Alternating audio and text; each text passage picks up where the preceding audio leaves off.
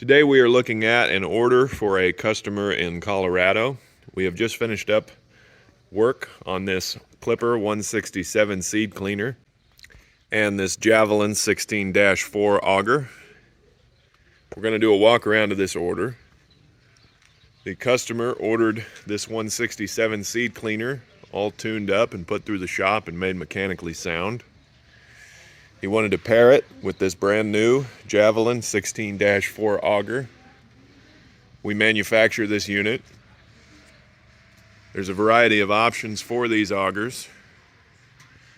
The VFD or speed controller here is optional. These can be purchased without the speed controller. They would run at a single continuous speed. Now the customer wanted to regulate and meter the flow of product up and into the hopper.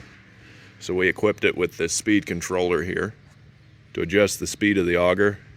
It's as simple as turning this knob here. It also has this reverse switch for clean out. So when you're done running and you want to change crops or clean the unit for storage, you can switch it from forward to reverse, and that runs the auger backward. We offer a plastic screw option. This auger is equipped with the standard steel screw. The plastic screw is more gentle on the crop as it's transferred up and into the tube and out the discharge. We made an extended hopper for this unit to hold extra product above the mill. As I said before, we put this seed cleaner through the shop, tuned it up, fully serviced it, made it ready to clean again. We made it mechanically sound.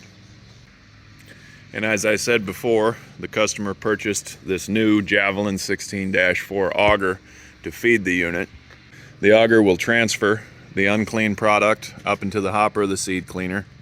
It'll be cleaned by the seed cleaner and will discharge there.